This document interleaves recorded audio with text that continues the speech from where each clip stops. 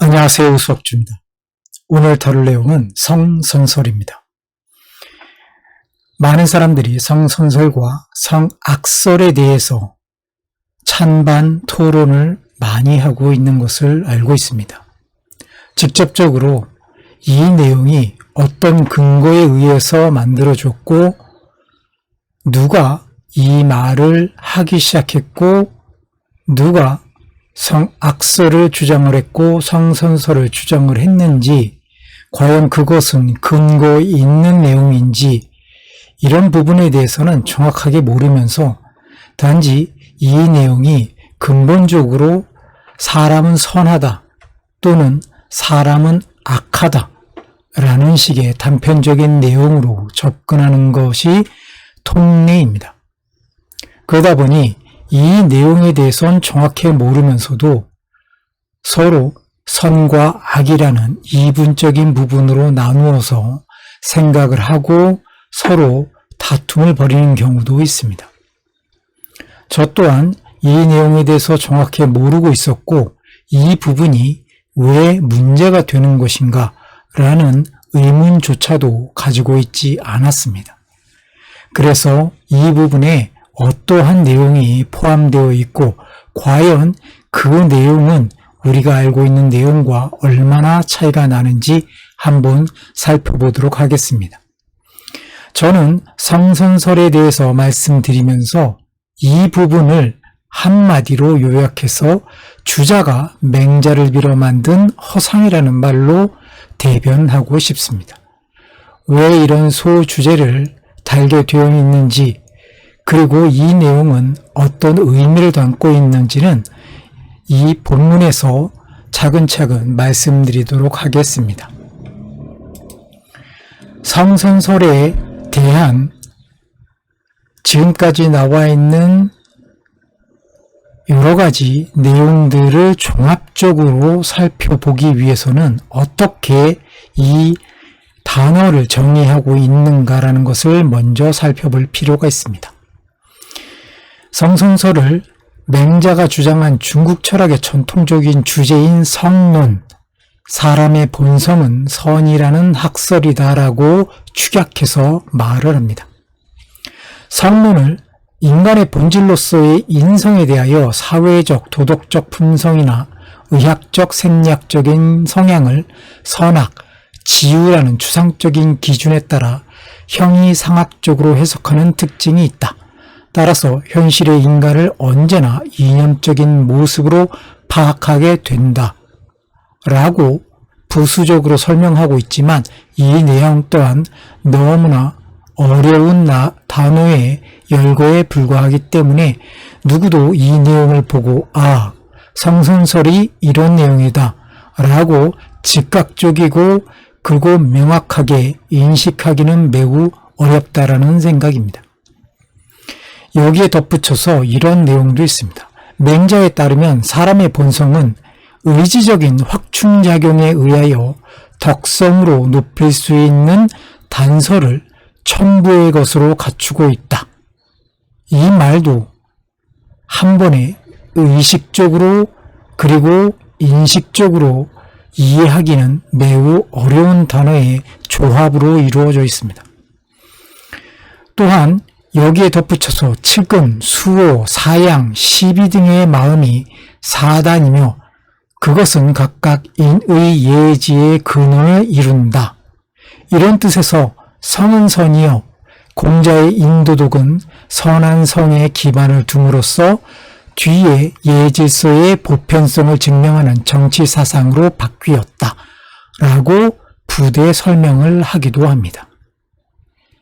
이것이 부대 설명이라고 하지만 너무나 여러 가지의 개념들이 혼합되어 있고 이 각각의 내용들 또한 서로 떼어 놓으면은 장문에 글이 나오기 때문에 이조차도 축약을 시켜 놓은 것이 과연 정확한 설명인가 또한 이 내용은 어떤 내용인가 바로 이해하기가 너무나 어렵다라는 것입니다.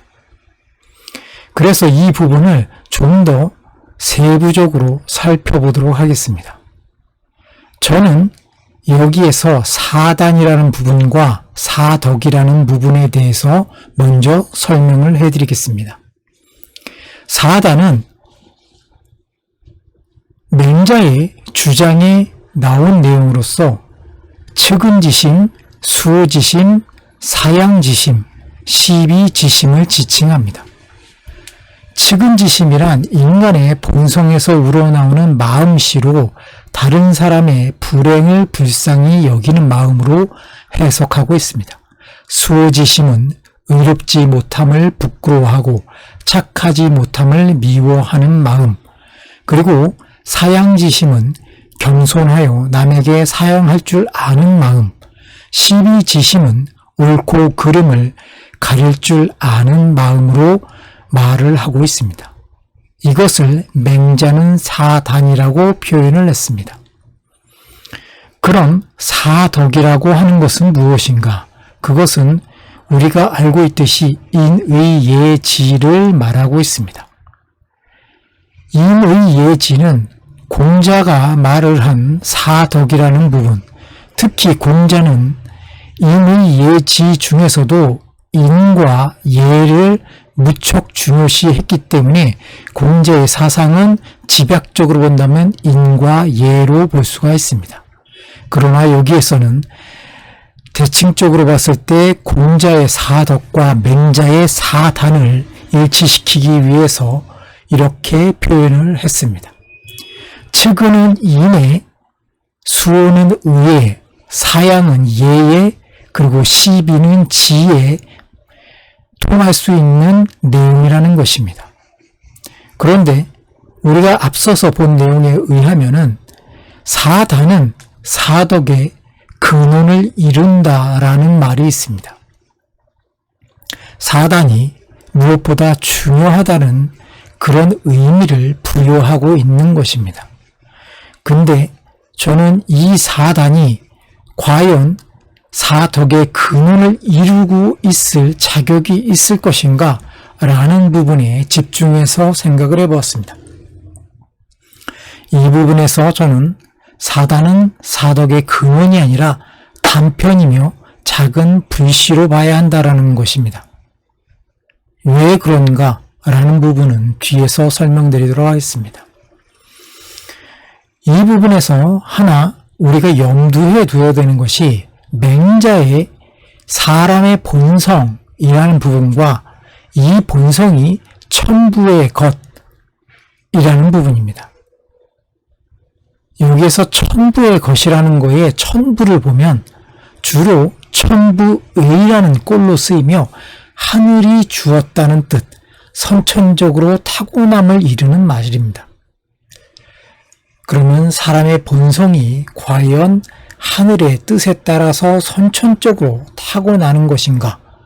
라는 부분이 무엇보다 중요한 의미를 부여하고 있다는 것입니다. 왜 맹자가 이 사단이라는 것을 주장을 하고 있었는가?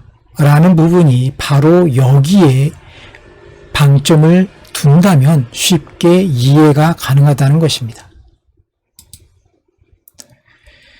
그 전에 공자와 맹자의 생각, 그 차이를 엿보기 위해서 우리는 논어의 수리편을 살펴볼 필요가 있습니다. 공자께서 말씀하시기를 성인은 좀처럼 만나기 어렵다.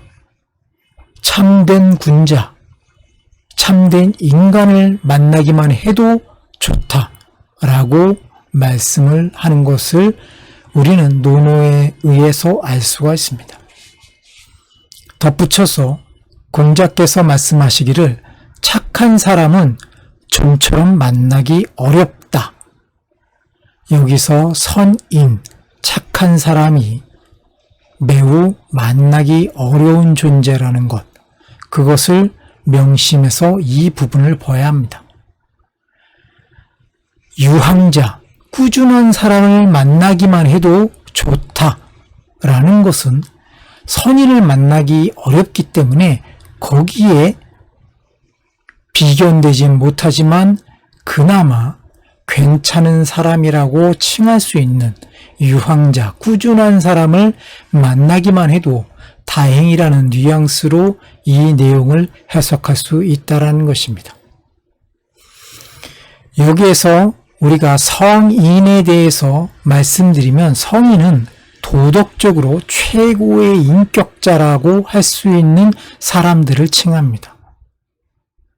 군자는 성인에 미치지는 못하지만 덕이 완성된 인격자라고 보시면 될 것 같습니다. 덕은 앞에서 살펴본 것처럼 사덕을 완벽하게 완성한 인격자로 보시면 될 것 같습니다. 노자의 도덕경 38장에 보면 덕 있는 사람은 덕을 내세우지 않는다라는 구절로 이 도와 덕의 관계를 우리는 유추해서 살펴볼 필요가 있습니다.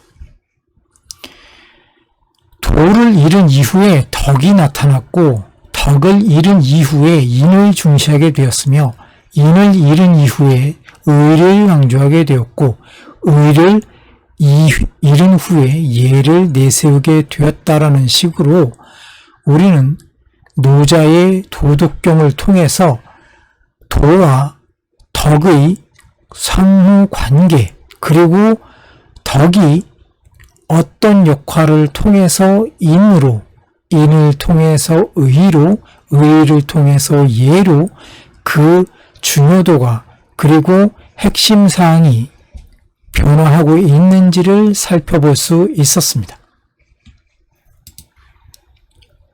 그러면 그동안 공자와 노자의 사상으로 비추어 봤을 때 도와 덕 그리고 덕으로서의 사덕, 인의 예지가 어떤 위치에 있는지 어느 정도 이해할 수 있었을 것입니다.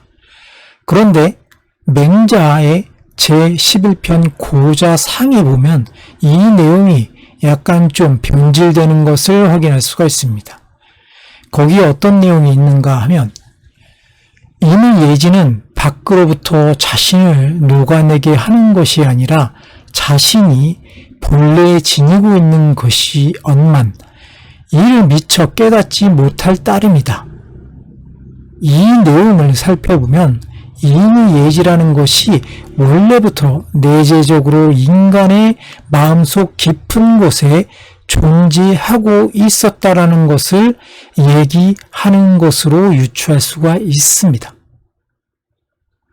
분명히 공자님께서는 이런 내용과는 약간 좀 다르게 우리가 군자를 만나기가 너무나 어렵다. 군자는 덕에 가까운 사람, 그리고 최상의 덕을 가지고 있는 사람들을 얘기를 하는데 거기에 인의 예지를 가지고 있는 사람들이 마치 본래에 모두 이 부분을 가지고 있는 것 같은 그런 내용으로 비춰지고 있다라는 것입니다. 그러므로 구하면 얻을 것이요 버리면 잃을 것이다 라는 내용으로 그 내용을 더 구체적으로 얘기하고 있는 것을 알 수가 있습니다.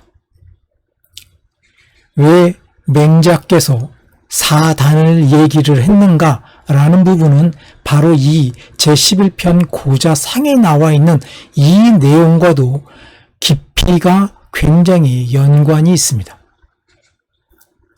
그렇기 때문에 그 사단이라는 부분과 이 부분을 연결해서 본다라면 왜 맹자가 사단에 대해서 그렇게 얘기할 수밖에 없었는지 그 부분을 확실히 알 수가 있습니다.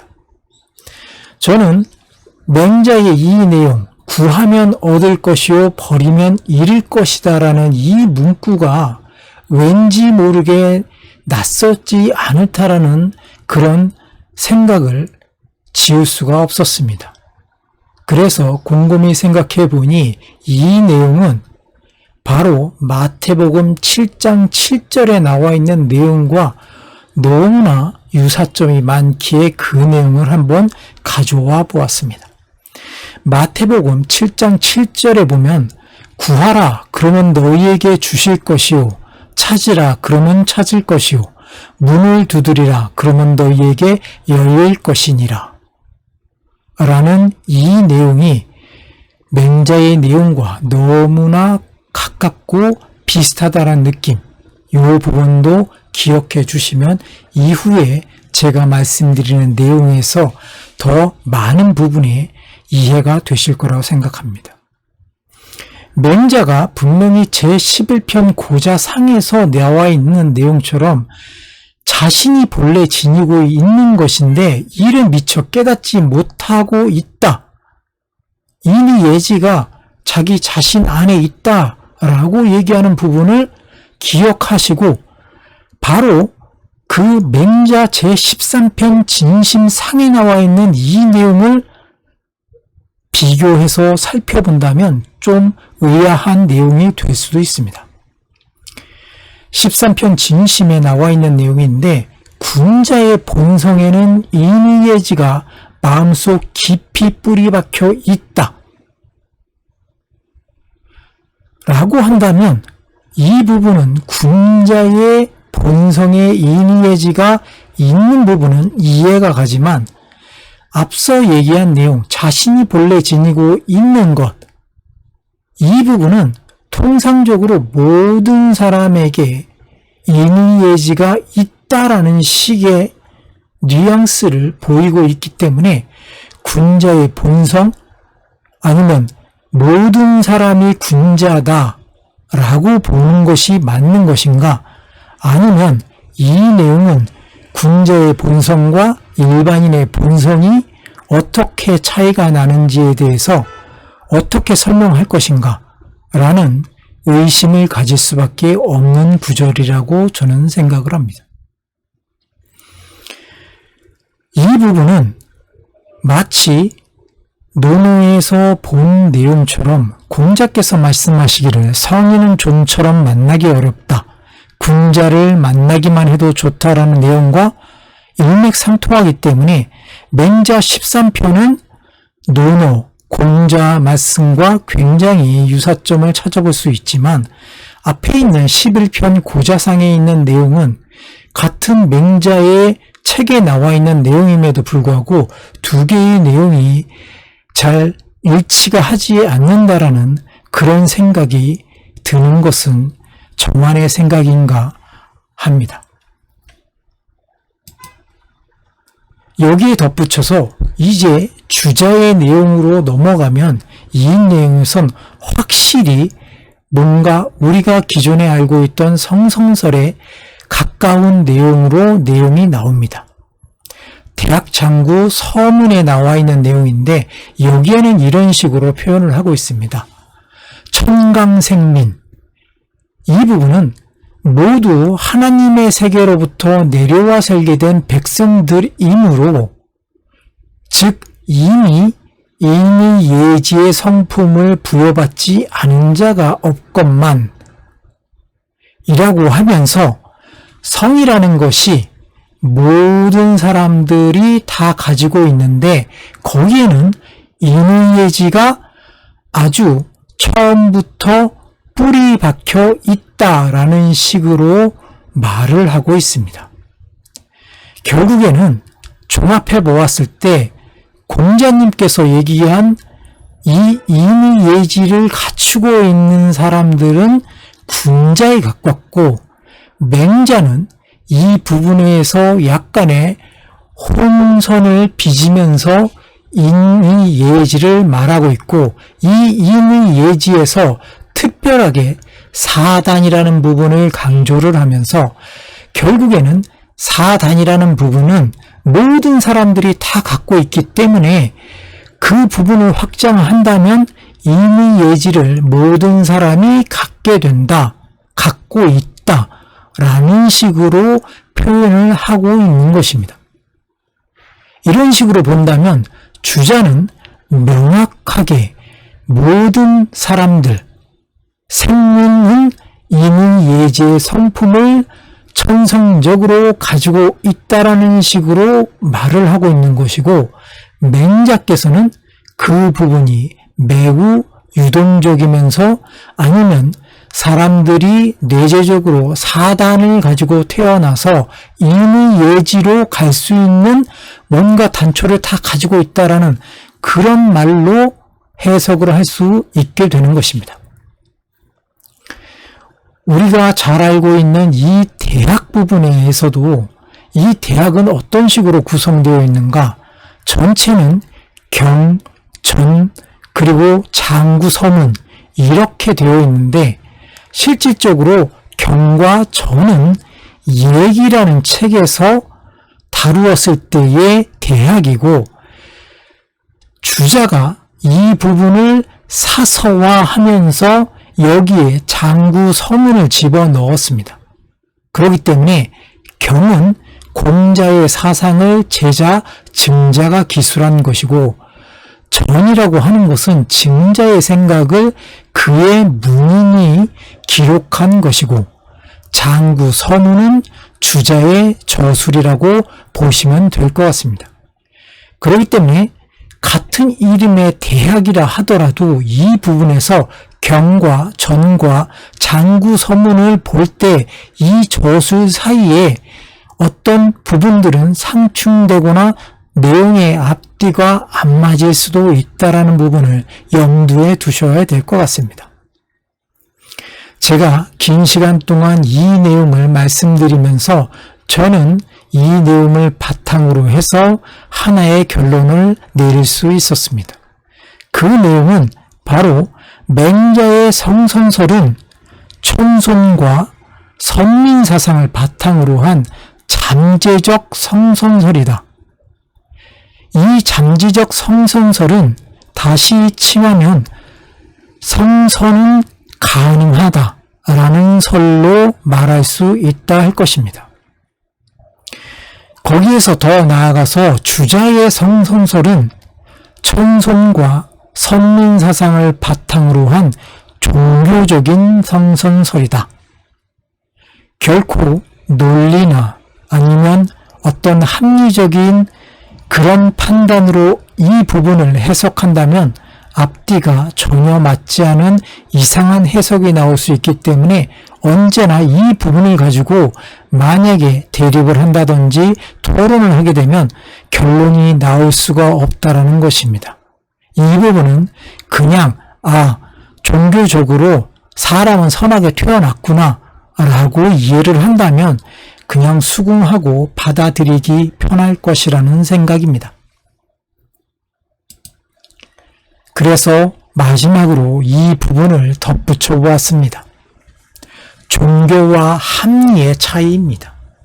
종교는 초자연적인 절대자의 힘에 의존하여 인간 생활에 고뇌를 해결하고 삶의 궁극적인 의미를 추구하는 문화체계를 말합니다. 합리는 이론이나 이치의 합당함이라는 것이고 철학적으로는 논리적 원리나 법칙에 잘 부합함 또는 그런 상태를 지칭합니다. 합리는 믿음, 종교, 그리고 인종, 문화, 시대에 따른 차이는 일부 있을 수 있으나 사람들에게 보편적 합의를 이룰 수 있었어야 그것을 합리라고 말할 수가 있습니다. 예를 들어서는 생로병사 같은 것입니다. 어디에 태어났던 어디에서 살던 그리고 어떠한 생각을 가지고 어떤 문화에 있으며 어떤 시대에 살던 인간이라면 생로병사를 겪을 수밖에 없다라는 것. 이 부분은 누구도 의심의 여지가 없을 것입니다. 이 부분은 불교에서 말하고 있는 재행, 무상과도 매우 상통한다 할 수 있겠습니다. 재행, 무상은 모든 생성물은 언젠가는 소멸한다라는 그런 의미로 이해를 하면 편할 것입니다. 성은 곧 이라는 등식은 합리보다는 종교로 인식을 해야 해석에 문제가 없다라는 것입니다. 종교는 절대자의 힘에 의지하여 모든 문제의 근원을 절대자의 뜻에 따라 판단하기 때문입니다.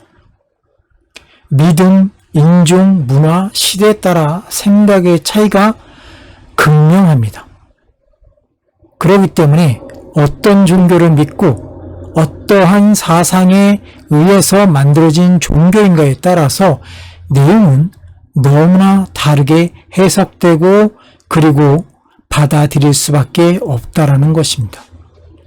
절대적으로 이 부분에 대해서는 어떤 것이 맞다 틀리다 라고 누구도 장담하며 말하면 안 된다는 것입니다. 왜 그런가? 종교기 때문입니다. 만일 성을 합리적으로 판단하게 된다면 너무나 많은 논리적 모순으로 인해 수많은 논쟁과 충돌을 일으키게 된다는 것입니다.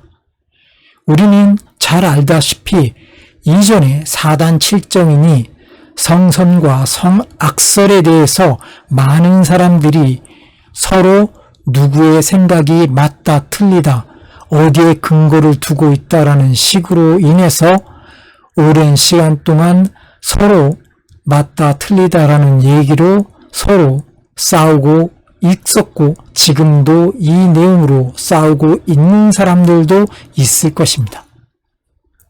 이 부분을 절대 논리나 합리라는 부분으로 접근을 하면 그 결과는 끝을 알 수 없는 논쟁만 남을 것입니다. 쉽게 얘기해서 이 부분은 그냥 종교적인 믿음에 의해서 성선은 사람은 태생적으로 천부적으로 그냥 선한 마음을 가지고 태어났구나 라고 생각하시는 것이 훨씬 좋을 것 같다는 생각을 하면서 이 영상 마치도록 하겠습니다. 긴 시간 동안 들어주셔서 감사합니다. 우석주였습니다.